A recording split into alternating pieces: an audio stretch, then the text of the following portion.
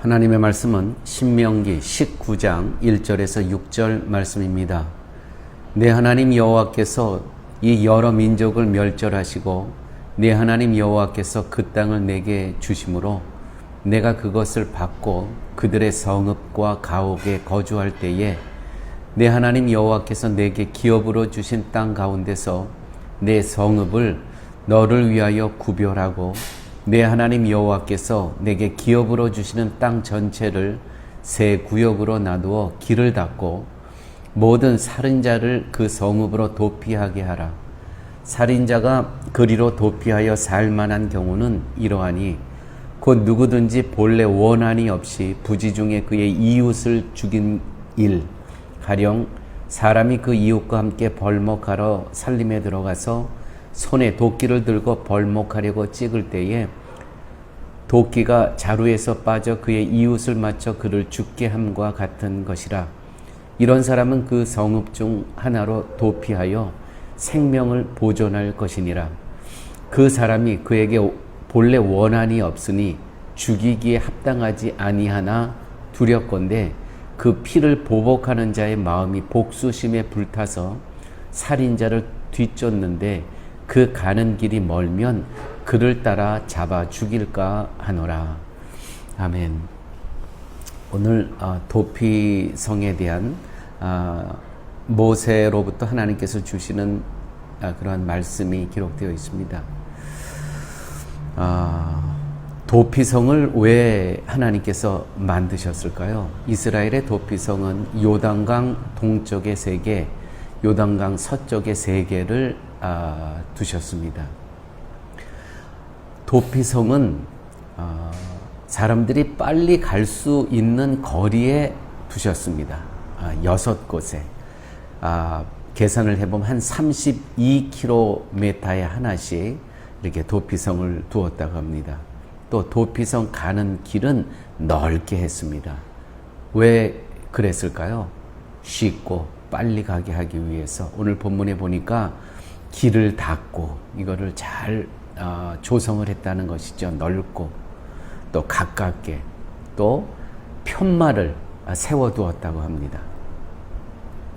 이와 같은 배려는 누구나 도피성으로 피할 수 있게 하기 위한 것입니다. 쉽고 빨리 도피게 하기 위해서. 이 도피성은 누가 갈 수 있는 것입니까?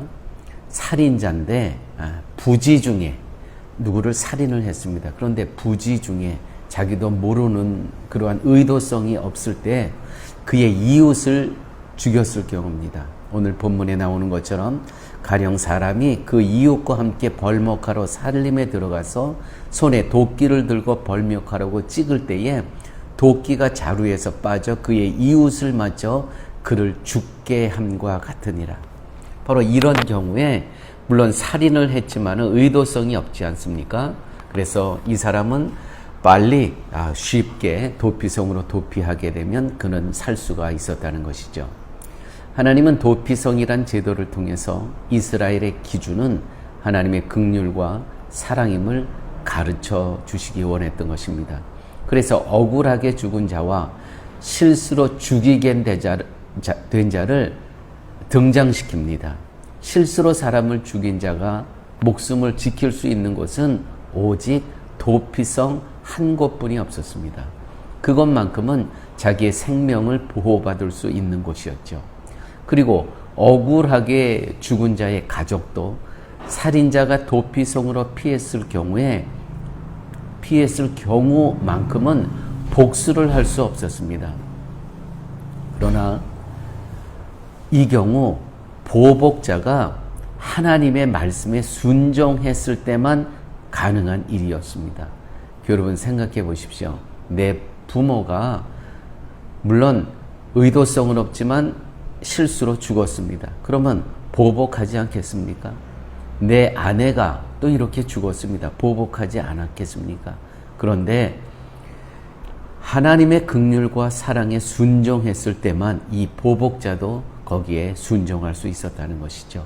결국 실수로 사람을 죽인 자가 도피성으로 피해서 목숨을 유지하고 있다는 것은 이스라엘이 하나님의 말씀에 순종하고 있다는 증거인 것입니다.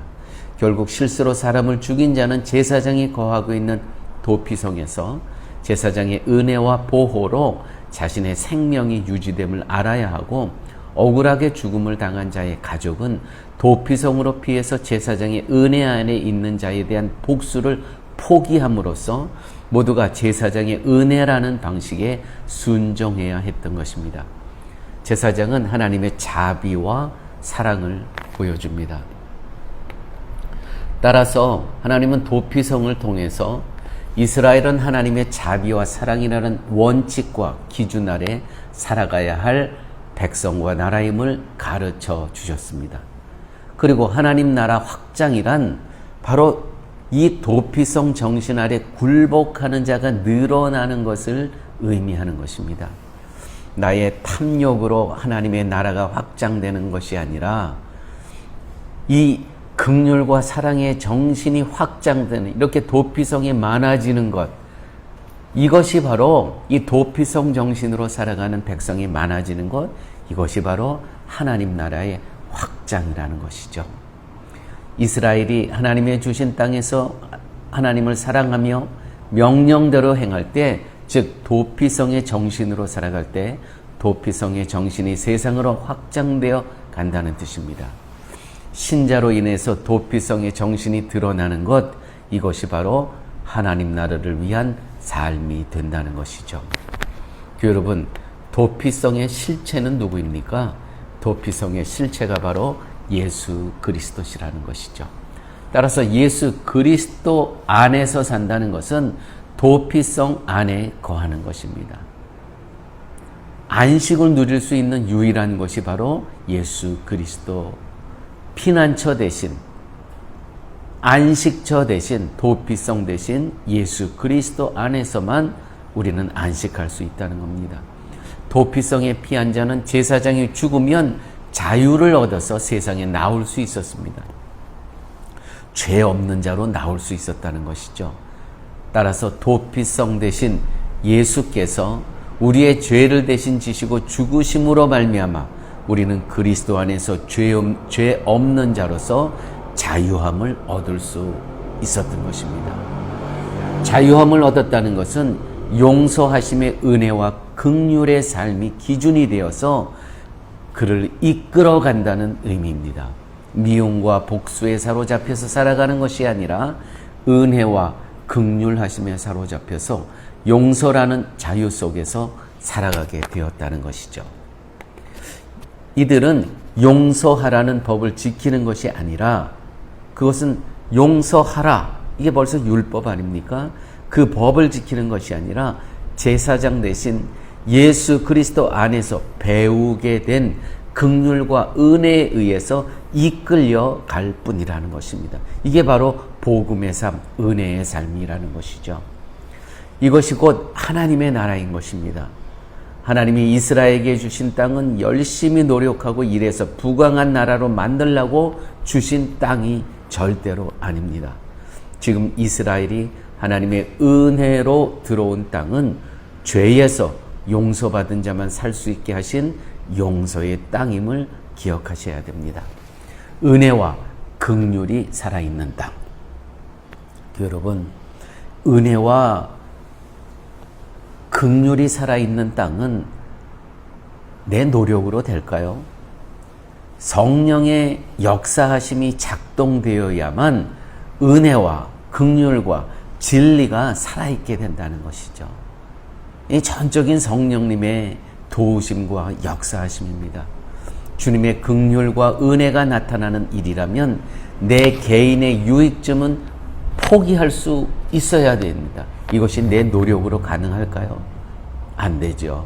성령 하나님의 도우심, 다스림이 있어야 된다는 것입니다. 이 마음으로 사는 자가 바로 성령의 다스림을 받고 살아가는 자들이라는 것입니다. 제사장 대신 그리스도의 피로써 용서받았음을 잊지 마시고요.